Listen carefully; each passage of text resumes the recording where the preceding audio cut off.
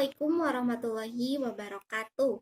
Halo teman-teman, perkenalkan nama saya Erni Sugiyarti, NIM 1702681. Dalam video kali ini, saya akan menjelaskan mengenai keterampilan dasar mengajar. Nah, sebelum itu kita cari tahu terlebih dahulu ya mengenai mengajar itu apa sih? Secara deskriptif, mengajar merupakan suatu proses menyampaikan informasi atau pengetahuan dari guru kepada siswa. Nah, dapat disimpulkan bahwa mengajar merupakan suatu proses mentransfer informasi ataupun pengetahuan yang dilakukan oleh guru kepada siswa. Keterampilan dasar mengajar atau teaching skills menurut A.S. Glickman 1991 didefinisikan sebagai kemampuan atau keterampilan yang bersifat khusus atau most specific instructional behaviors yang mana yang harus dimiliki oleh seorang guru, dosen, instruktur. Nah, kemampuan tersebut bertujuan agar dapat melaksanakan tugas mengajar secara efektif, efisien, dan juga profesional. Oke, dapat disimpulkan bahwa keterampilan dasar mengajar itu sendiri sebagai kemampuan atau keterampilan yang harus dimiliki oleh seorang guru, dosen, atau instruktur. Nah, bertujuan untuk melaksanakan tugas belajar mengajar agar lebih efisien, efektif, serta profesional. Bagian dari keterampilan dasar mengajar yang pertama yaitu keterampilan membuka pembelajaran atau set induction. Nah, keterampilan membuka pembelajaran dapat didefinisikan sebagai kegiatan yang dilakukan untuk memulai pembelajaran atau kegiatan yang dilakukan sebelum kegiatan inti dari pembelajaran itu dimulai. Tujuan dan manfaat membuka pembelajaran menurut Soli Abimanyu 1984 halaman 52. Yang pertama, menciptakan kesiapan mental. Dalam membuka pembelajaran, guru senantiasa menciptakan kesiapan mental siswa agar lebih siap lagi dalam melakukan proses pembelajaran sehingga siswa tidak merasa tertekan dan menjadi lebih semangat lagi. Yang kedua adalah membangkitkan perhatian dan motivasi. Dengan kegiatan membuka pembelajaran, guru terlebih dahulu akan menanyakan kabar, menanyakan kegiatan apa saja yang dilakukan oleh peserta didik sebelum berangkat ke sekolah, dan secara tidak langsung kegiatan bercakap-cakap tersebut akan membangkitkan perhatian dan semangat belajar siswa dalam melakukan proses pembelajaran. Yang ketiga, memberikan gambaran yang jelas tujuan atau kompetensi yang harus dicapai oleh siswa dari kegiatan pembelajaran yang akan dilaksanakannya. Nah, dalam hal ini, guru terlebih dahulu akan membuat kompetensi-kompetensi dasar, indikator pembelajaran, dan capaian pembelajaran yang akan dicapai oleh peserta didik dalam melakukan proses pembelajaran. Selanjutnya, memberikan gambaran yang jelas batasan-batasan tugas atau kegiatan yang harus dilakukan siswa selama proses pembelajaran berlangsung. Nah, dalam kegiatan membuka pembelajaran, guru terlebih dahulu akan menjelaskan mengenai batasan-batasan tugas, seperti contohnya hari ini kita akan mewarnai burung. Nah, kegiatan hari ini hanya mewarnai burung saja, tidak menirukan gerakan burung ataupun menebalkan tulisan burung, dan hanya mewarnai saja batasannya.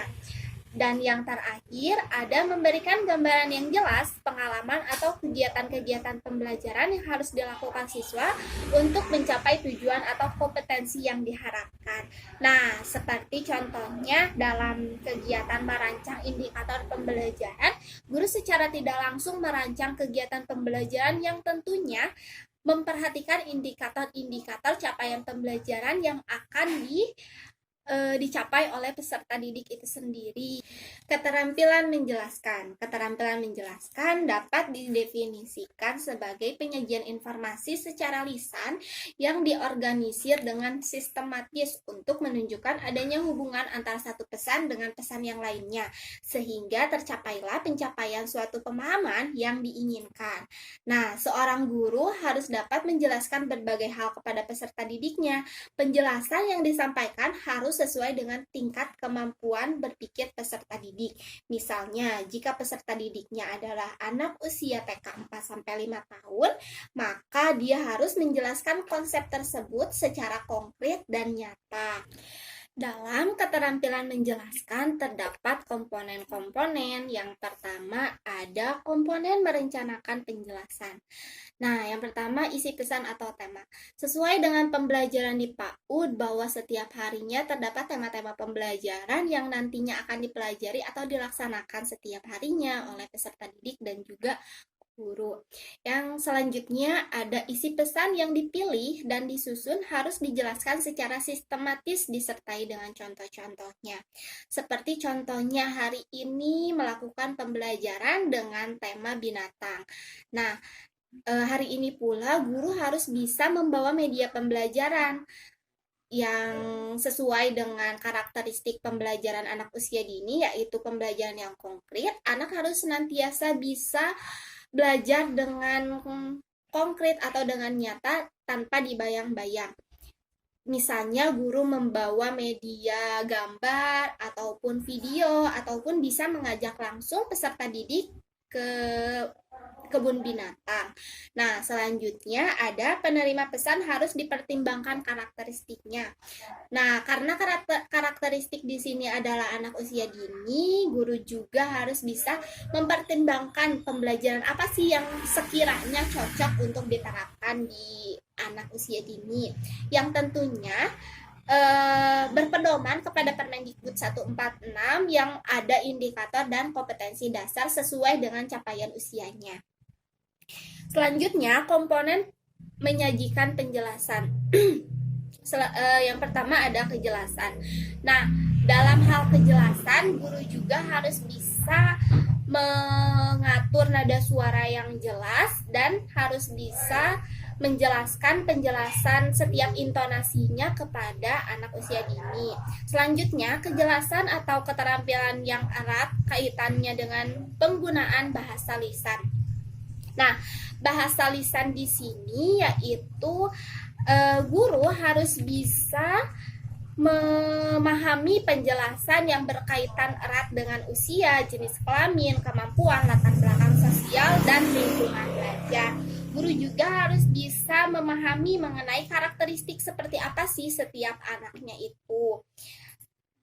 Dan yang terakhir ada penggunaan contoh dan ilustrasi. Sesuai yang sudah tadi saya jelaskan bahwa setiap harinya guru harus bisa membawa media pembelajaran agar anak bisa melihat secara langsung mengenai pembelajaran-pembelajaran yang akan dilakukannya. Anak juga tidak menerka-nerka atau membayang-bayangi tanpa melihat langsung media pembelajaran atau kegiatan pembelajaran yang akan dilakukan oleh anak hari ini. Prinsip dalam keterampilan menjelaskan.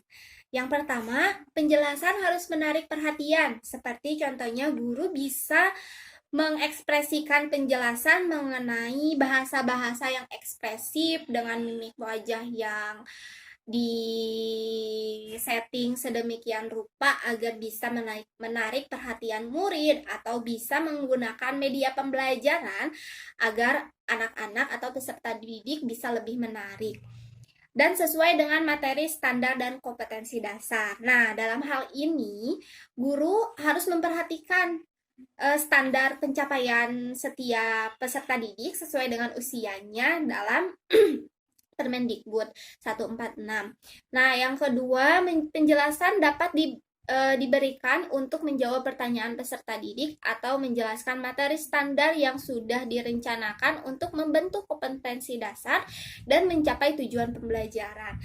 Nah, dalam hal ini contohnya sebelum guru melakukan pembelajaran, terlebih dahulu guru membuat rancangan pembelajaran harian. Nah, sebelumnya guru juga bisa membuat brainstorming untuk menganalisis atau untuk menduga-duga pertanyaan apa saja sih yang nanti bakalan muncul ketika guru akan menyiapkan suatu pembelajaran. Nah, secara tidak langsung, guru juga dalam hal itu bisa langsung menyampaikan pertanyaan-pertanyaan atau bisa menjelaskan mengenai pembelajaran-pembelajaran. Seperti contohnya guru akan menjelaskan mengenai tema binatang ayam. Nah, terlebih dahulu, guru juga membuat brainstorming, seperti contohnya makanan ayam itu apa, bentuk ayam itu seperti apa, ciri-cirinya seperti apa, dan guru juga bisa langsung menjelaskan mengenai brainstorming yang praduga pemikiran untuk anak. Selanjutnya, materi yang dijelaskan harus bermakna bagi peserta didik. Nah, setiap materi yang dijelaskan harus bisa bermanfaat atau bermakna untuk peserta didik. Dan yang terakhir, penjelasan yang diberikan harus sesuai dengan latar belakang dan tingkat kemampuan peserta didik. Guru juga harus bisa memperhatikan latar belakang dan kemampuan peserta didik agar bisa lebih leluasa dalam menyampaikan suatu pembelajaran, dan tidak mungkin bila anak TK diberikan suatu pemahaman atau materi perkalian karena tidak seharusnya gitu, belum saatnya. Dan slide selanjutnya, yang terakhir ada keterampilan menutup. Keterampilan menutup dapat didefinisikan sebagai keterampilan guru dalam mengakhiri kegiatan inti dari pembelajaran. Nah, dalam kegiatan keterampilan menutup juga terdapat dua komponen. Yang pertama ada meninjau kembali atau bisa kita katakan yaitu recalling. Nah, menjelang akhir suatu pembelajaran atau pada akhir setiap kegiatan akhir pembelajaran, guru meninjau kembali apakah inti pembelajaran yang diajarkan telah dikuasai siswa.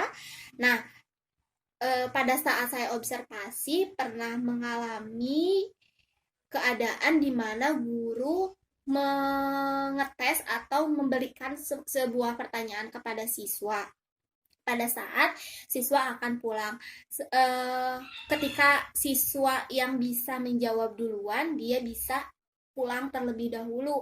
Nah, kegiatan tersebut bisa dilakukan dalam meninjau kembali atau kegiatan recalling dalam kegiatan menutup atau keterampilan menutup. Dan yang satu lagi ada mengevaluasi. Salah satu upaya untuk mengetahui apakah siswa sudah memperoleh wawasan yang utuh tentang suatu konsep yang diajarkan selama 1 jam pembelajaran atau selama kegiatan pembelajaran dilaksanakan. Nah, untuk itu kegiatan mengevaluasi juga bisa dilakukan untuk guru atau oleh seorang guru kepada siswa dengan tujuan mengukur bagaimana sih capaian atau hasil yang didapat oleh siswa selama mengikuti pembelajaran itu berlangsung, apakah sudah maksimal ataukah belum. Nah, kegiatan presentasi tersebut terdapat 3 keterampilan mengajar, yaitu keterampilan membuka, menjelaskan, dan menutup. Dicukupkan sekian presentasi dari saya. Mohon maaf apabila ada kesalahan. Wabillahi taufiq wal hidayah. Wassalamualaikum warahmatullahi wabarakatuh. Dadah, sampai jumpa lagi di video selanjutnya.